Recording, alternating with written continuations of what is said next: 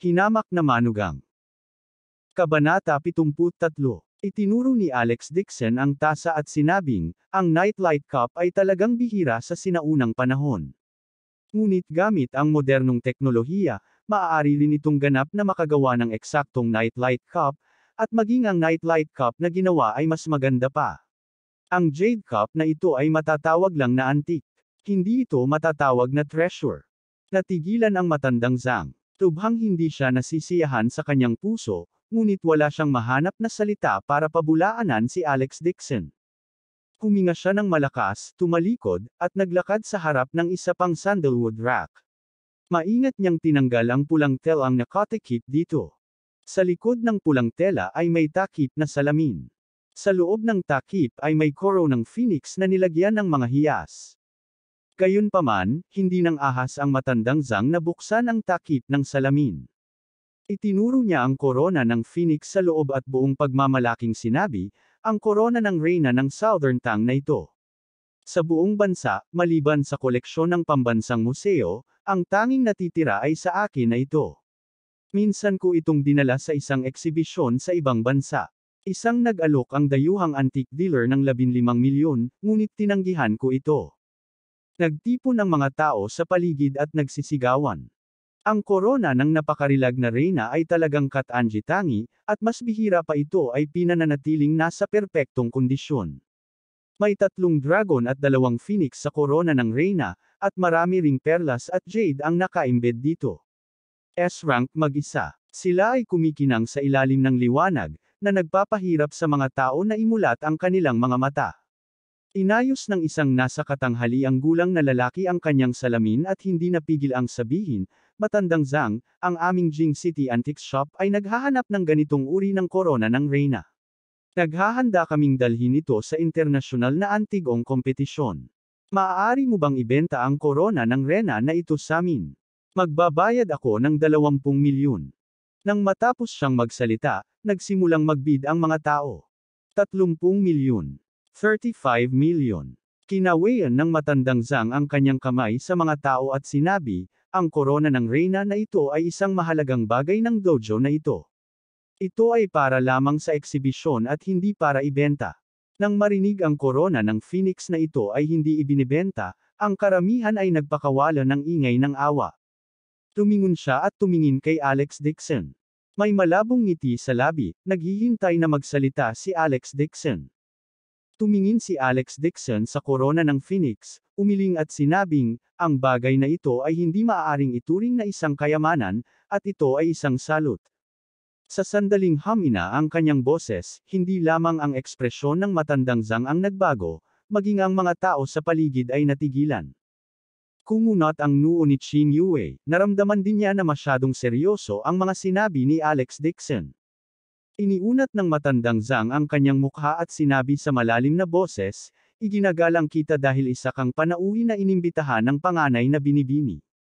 Kaya't iginagalang kita. Dahil hindi mo alam ang mga patakaran, magsalita ka ng walang kapardakan.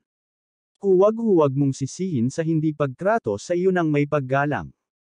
Pagkasabi niyon ay malamig niyang sinabi sa waiter, see you out. Maghintay. Sinabi ni Alex Dixon sa malinaw na boses, alam mo ba ang pinagmula ng korona ng reyna na ito? Bumantong hininga ang matandang Zhang at sinabing, ito ay regalo mula kay Emperor Yu nang pakasalan nito si Reyna Zhou sa palasyo sa panahon ng Southern Tang Dynasty. Ang korona ng phoenix na ito ay may magandang kahulugan. Ito ay maingat na ginawa sa pamamagitan ng pagtitipon ng 100 manggagawa at mula sa buong mundo at bansa may malalim na kahulugan. Umiti si Alex Dixon at nagtanong, maaari ko bang tanungin ang matandang Zhang, ano ang kinahinatnan ng Emperador Yu? Natigilan ang matandang Zhang. Agad siyang natigilan sa tanong nito. Hindi na niya kailangan pang sumagot. Alam ng maraming tao ang tungkol sa bahaging ito ng kasaysayan. Ang Emperador Yu ay ang huling emperador ng Southern Tang. Sinira ng ancestor Sung ang Southern Tang, at siya ay naging bihag. Namuhay siya sa isang nakakahiyang buhay sa loob ng maraming taon. Sa huli, siya ay nalason hanggang sa mamatay ng ninuno na si Sung. At ang Emperador Yu ay mas kilala sa kanyang mga tula. Nakasulat siya ng maraming sikat na tula. Itinuro ni Alex Dixon ang korona ng Reyna at sinabing, hindi ito ang korona ng Phoenix noong pinakasalan ni Emperor Yu si Reyna Jo. Ito ang korona ng Phoenix na ginamit niya upang pakasalan ang nakababatang kapatid na babae ng emperador, si Reyna Jo. Noong panahong iyon, ang pambansang kabangyaman, wala ng laman at hindi na makayanan. Ngunit inutusan ni Emperador Yu ang mga tao na nagbabantay sa mga pintuan ng palasyo at hindi pinahintulutan ang mga opisyal na magulat. Araw-araw siya ay umiinom, at liwest sa palasyo, hindi pinapansin ang mga gawain ng estado. Ginamit pa niya ang lahat ng kanyang pera para likhain itong Phoenix Crown. Sa huli ay natalo siya ni Ancestor Sung. Nawasak din ang bansa.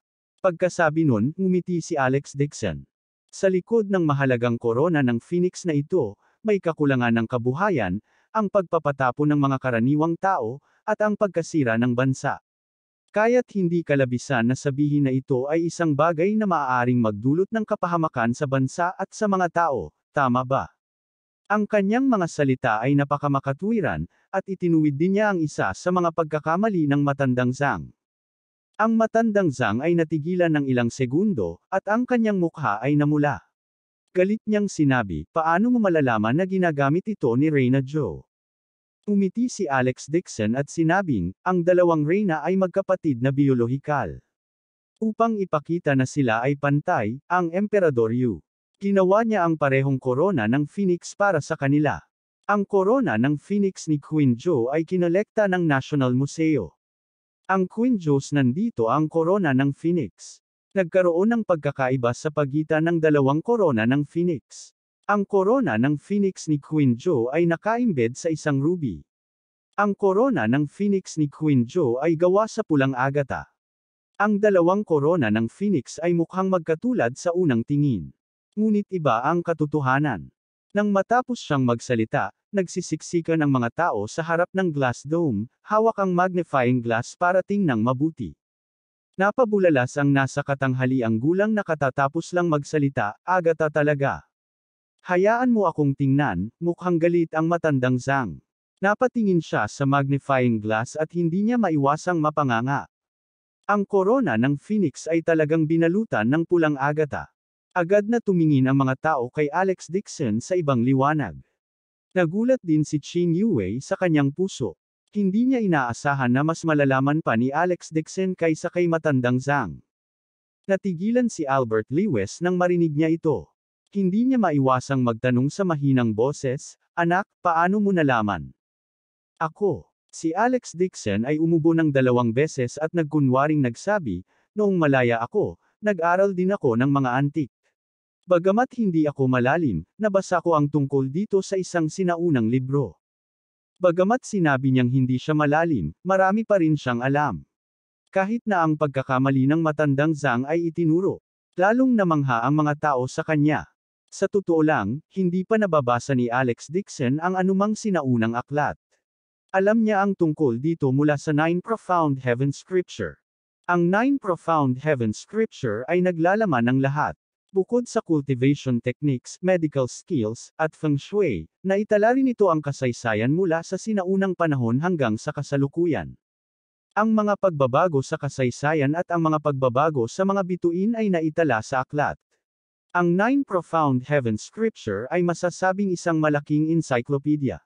Hanggang ngayon, 3 taon na itong pinag-aaralan ni Alex Dixon, at natutunan lang niya ang pangunahing kaalaman ng 9 Profound Heaven Scripture.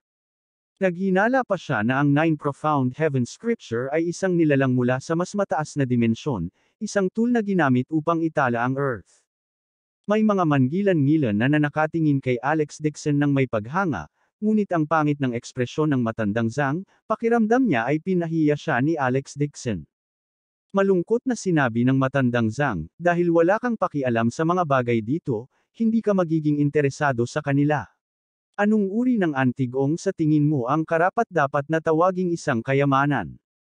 Nag-isip sandali si Alex Dixon at sinabing, dahil ito ay isang kayamanan, ito ay dapat na isang pambihirang kayamanan sa mundo, o isang bagay na hindi kayang likhain ng mga ordinaryong tao. Halimbawa, ang Immortal Execution Sword sa kamay ni Lord Tungtian na maaaring puksin masasamang nilalang, o o ang magic treasure na Chaos Bell sa kamay ni East Emperor Tai. Bago niya matapos ang kanyang mga salita, ang matandang si Zhang, bulalas dahil sa matinding galit. Kalokohan mo talaga. Paano magkakaroon ng mga maalamat na magic treasures sa mundong ito? Pinapatawa mo ako. Naghiyawan ang mga tao. Akala nila ay may kaalaman si Alex Dixon, ngunit ngayon ang kanyang mga salita ay nagpapaliwanag sa lahat ng siya ay nagsasalita ng walang kapardakan. Nandito lang siya para manggulo. Hindi rin inaasahan ni Qin Yue na sasabihin ni Alex Dixon ang mga ganoong bagay, kaya hindi niya maiwasang magsalita. Alex Dixon, lahat ito ay mga alamat. Lord Tungtian, East Emperor Tai, hindi ba lahat ito ay mga alamat? Bakit mo siniseryoso ang mga ito? Abangan ang susunod na kabanata.